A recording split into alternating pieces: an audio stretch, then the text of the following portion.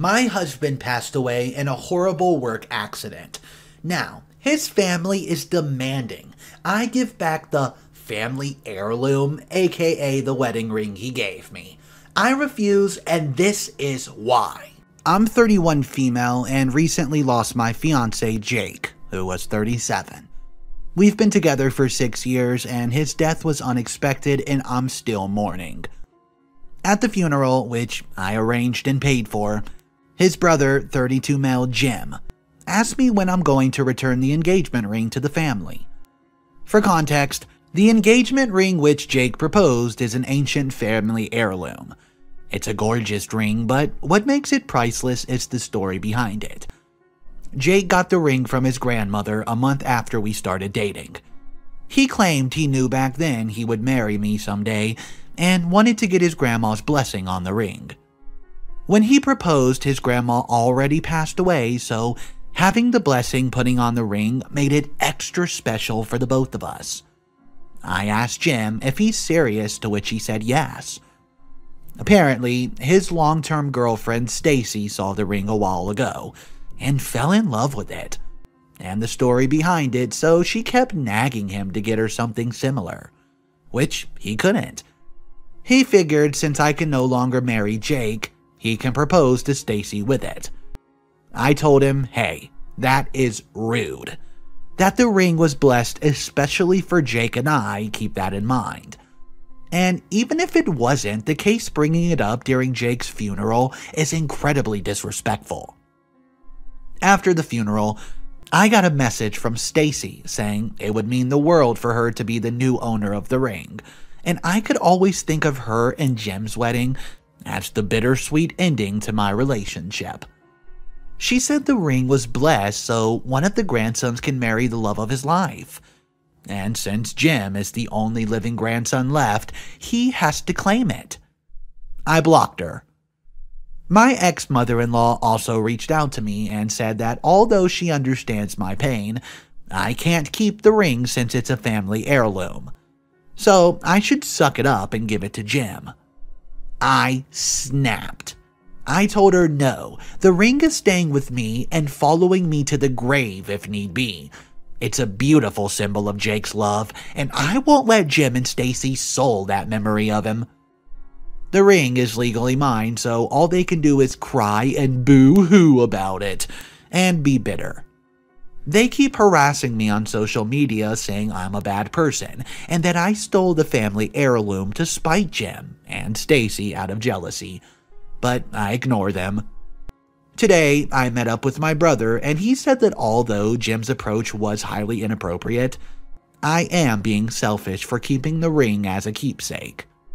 I could always wear different jewelry that Jake bought me in his memory, but they could never replace an heirloom that's been in their family for generations.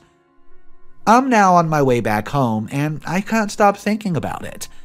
Up until this point, I was sure I did everything right, but maybe I'm just blinded by grief. For now, the ring's staying with me. However, I am considering the following option. Jake has one cousin, 10-year-old female that lives far away. I used to babysit her while her parents still lived in town. I think I'll gift her the ring after she graduates high school and pay for the college tuition using the life insurance money I got. I hope that way I can do right by both Jake and his grandma. They said time heals all. Hopefully 8 years will be well enough for me to let go of the ring. If not, I guess we'll see. I'm not telling anyone in his family what I have planned. Let them think they lost the ring forever. I think it's a punishment fit for their actions. In my opinion, no, OP, you're not the a-hole. In fact, I think it was incredibly rude and just downright distasteful how the brother of OP's late husband would just barge in during the funeral and basically demand her ring back. That's incredibly rude, and I could not believe someone would do that. Our next story that we're going to look at is Am I the A-hole? For telling my cousin and her husband they should consider stopping their IVF treatment. Guys, this one gets pretty heated. I can't wait to read it to y'all. Consider subscribing if you're enjoying the channel so far. Here's the next story. I'm a female, 28 years old, and my cousin Lauren is 35, and her husband have been struggling with having kids and are suffering from health issues. They've begun IVF treatment, which is expensive where I live. So far, they've had several rounds, but no luck. They visited on my mom's birthday yesterday. We don't see each other much, but now my mom tells me about how they're doing in general. We were conversing at dinner and the IVF got brought up. Lauren said she and her husband are about to undergo another round. Everyone at the table said a prayer and wished them luck. But I told Lauren that after spending this much money, and after having already gone through several rounds, in addition to other factors contributing to their infertilities, she should really just consider stopping IVF, taking a break, and just saving up some money. Lauren and her husband looked offended. Lauren then said that they aren't struggling with money, so it's okay.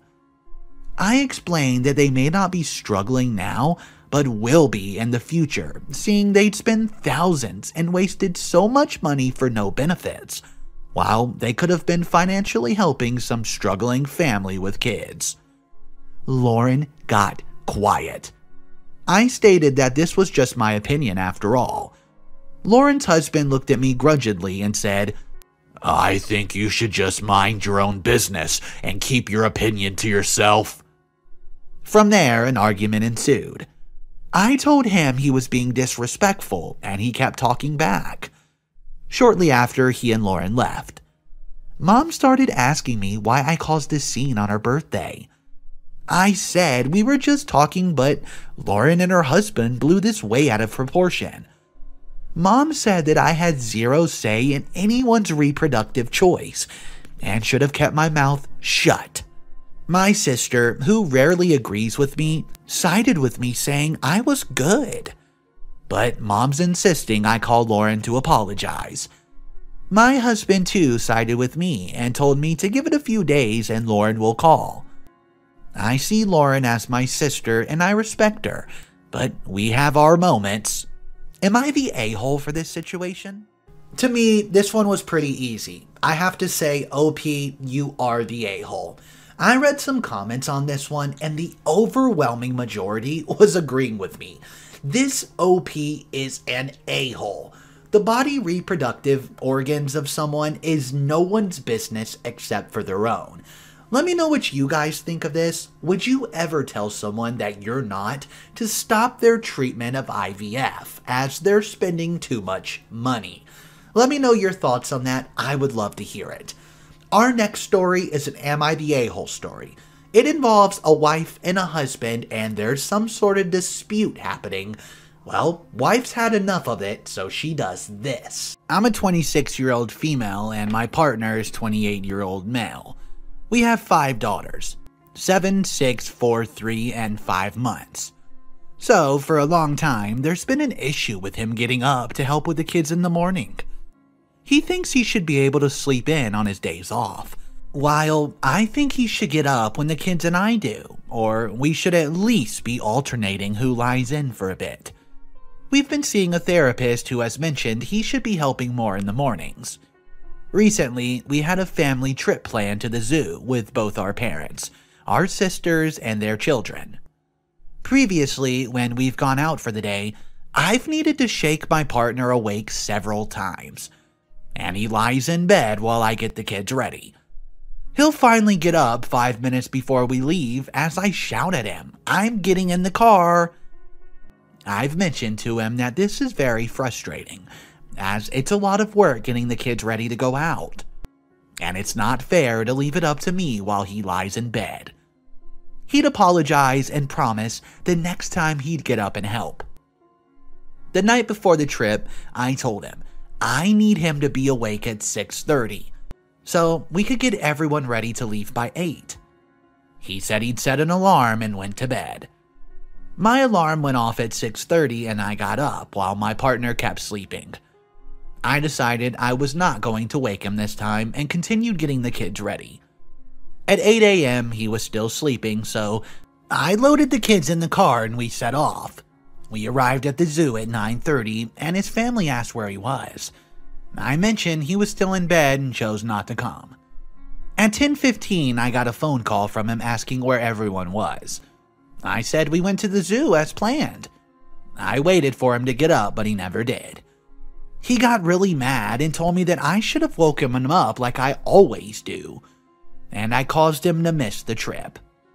He then called his mom and complained to her, who yelled at me in the middle of the zoo, and I was being unfair. I should have given him a shake to let him know he needed to get up, and that I was about to leave. My mother jumped in and said it was not my responsibility to get him out of bed, and he needed to take responsibility for himself. A few more words were exchanged, and his family stalked off for the rest of the trip. I had a blast with my kids, parents, sisters, and my nephews. When we got home, my partner started on me again about how I should have woken him up. So, am I the a-hole for going without him and not waking him up? Also, a few things that have come up I want to clarify. He wasn't always like this. When the oldest two were little, he would always be up with them. He even got up before anyone else to cook breakfast before going to work. We had to move in with his parents and at one point, and that's where things started to change. His families are incredibly misogynistic. Dad works, then come home, watches TV, drinks beer, while mom does everything else, including getting him up for work, etc. These beliefs seem to have rubbed off on him, and his mom is very quick to tell him something like it's the woman's job. He's seeing a therapist independently who has suggested some form of depression.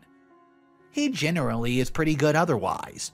He will help with dinner, cleaning, putting the kids to bed, etc. He's not entirely useless. Getting out of bed in the morning is a long-standing issue, though.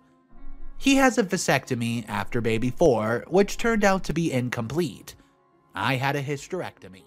Okay guys, so in my opinion on this one, OP, you're not the a-hole. Your husband needs to come up with more responsibility and learn to wake up when he agreed to. You should not have to wake him up, that's what alarms are for. Let me know what you guys think of this story. There's still an update for it, so drop your comments down below before you read the update. Here we go guys, here it comes. The morning after this incident, my partner got out of bed when the kids did and took the older girls out for breakfast. Later, I asked him if he'd be willing to read the thread and he agreed. He was very subdued afterwards and did not say much except for agreeing that he was an a-hole. The next day, he took off work and saw his GP and started an antidepressant. We had a long talk. How he was ashamed by how he was acting, and to see strangers comparing him to children. He cried when he realized how much he was letting everyone down, especially his daughters, who will grow up thinking this is normal behavior. He confirmed that this all started when we lived with his parents a few years back.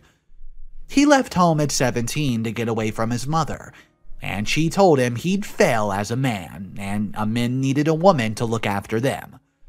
He felt like a failure, so it was easy for his mother to feed him other ideas. And she would also manipulate things I did to look like he was incompetent as a person. Example, I'd tell him to relax and I'd handle the dishes, and his mother twisted it into thinking he was incompetent. So he should just stop helping at all.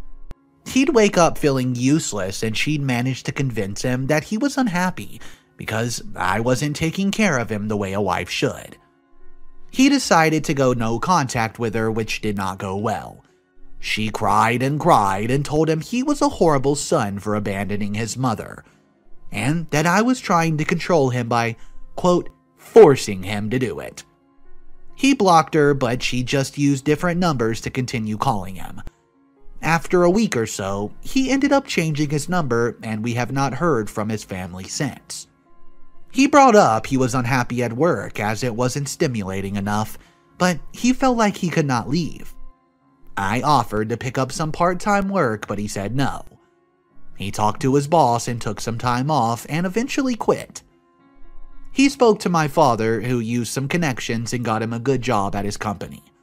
The new job is primarily work from home position, so he's able to help with the girls more and has way more free time. He's able to take the girls to school and watch them play while he works, which they all enjoy. Before he started the new job, he booked a trip for us to go to the snow for a week. We had a blast, and it was lovely to see him relaxed and happy, and enjoying our girls and our life. He's promised to be more honest about how he's feeling, and our relationship has improved immensely. Thanks everyone who gave judgment and advice, as he says it's really helped him see the things more clearly, especially the toxic relationship with his mother. This was one of those rare times when I thought that the husband was an a-hole in an Am I the A-hole story.